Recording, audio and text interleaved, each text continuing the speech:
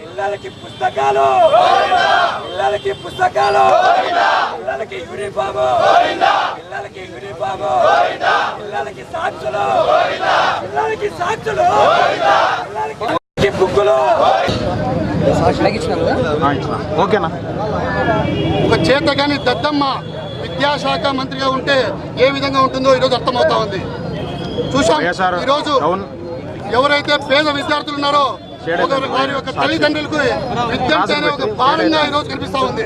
గతంలో ఈ సమస్య 2019 కంటే ముందు 2019 కంటే ముందు జగన్మోహన్ రెడ్డి గారు ముఖ్యమంత్రిగా ఉన్నప్పుడు ఈ విధమైన పరిస్థితి ఉండేది.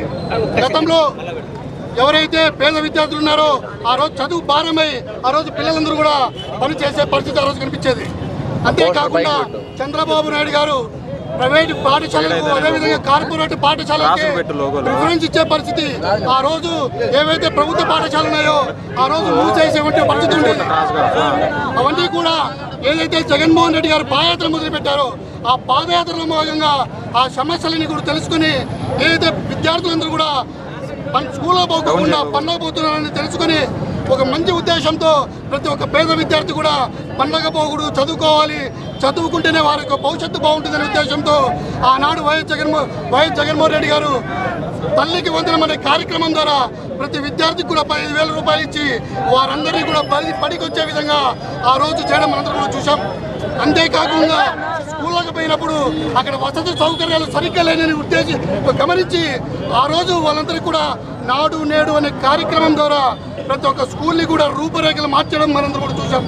నేడు చూస్తూ ఉంటే ఈ ప్రభుత్వంలో ఏదైతే తల్లికి వందనం అన్నారో దాన్ని అది అమ్మకు వందనం పథకాన్ని మార్చి ఈరోజు అందరికీ ఎంతమంది ఉంటే అంతమంది కూడా ఏ కండిషన్ లేకుండా ఇస్తామని చెప్పనేసి అది కూడా తూట్ల పుడిచి మనందరూ కూడా చూస్తూ ఉన్నాం.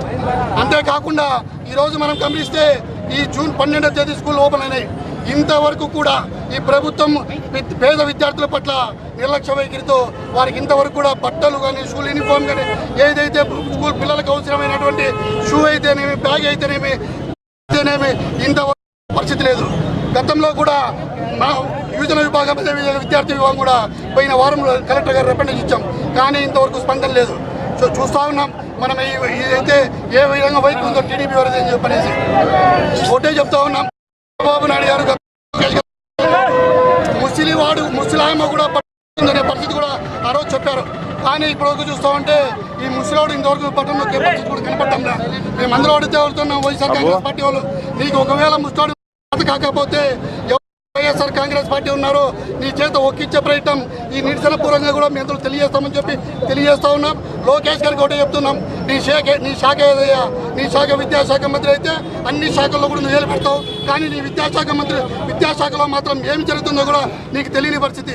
ఇక్కడ అవకతవకలు జరుగుతున్నాయి, ఆ అవకతవకల్ని నువ్వు అవన్నీ కూడా అరికట్టే పరిస్థితి కనపడుతుంది. ఏదైతే పిల్లలకి రావాల్సిన పుస్తకాలు బట్టలు కానీ ఇవన్నీ రాకపోతే నీకు పట్టణ పరిస్థితి కనపడ్డాంరా.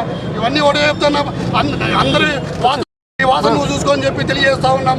ఇంకోటి ప్రశ్నిస్తా అన్నటువంటి పవన్ కళ్యాణ్ ఈరోజు ప్రశ్నించే పరిస్థితి కనపడలా.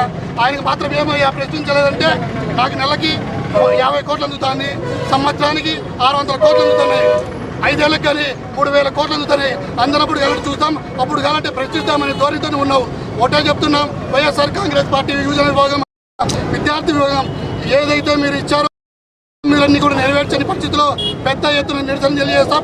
లాస్ట్ ఒకటే చెప్తున్నాం లోకేష్ గారికి, మీరు ఏవైతే పిల్లలకు చేయాల్సినవి ఉన్నాయో అవన్నీ చేయకపోతే నీ చేతగాని తత్వం ఉంటే ఒక రాజీనామా చేయాలి, లేని పక్షాన చంద్రబాబు నాయుడు గారు ఆయన్ని బర్తరఫ్ చేయాలని చెప్పి డిమాండ్ చేస్తూ ఉన్నాం.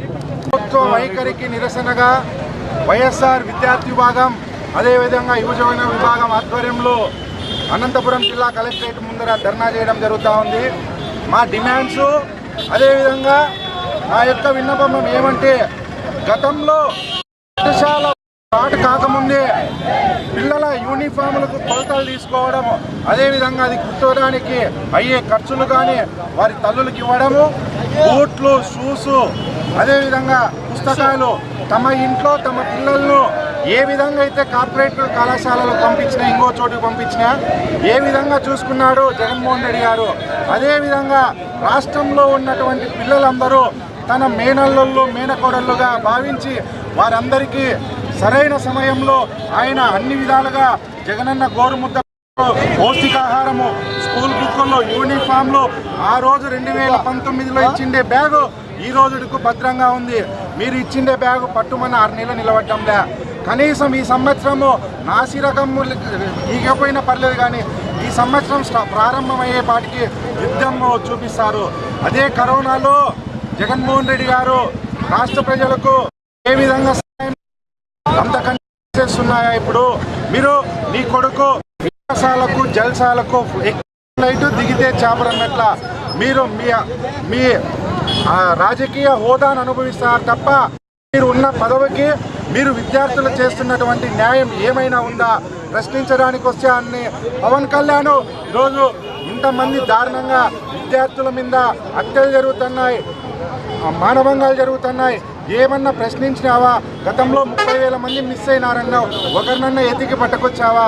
కనీసం స్కూల్ భవిష్యత్తు, స్కూల్ పిల్లలది, దేశ భవిష్యత్తు విద్యార్థులది, విద్యార్థులకు రావాల్సిన సౌకర్యాలు ఎందుకు ఇవ్వడం లేదని అడుగుతున్నావా?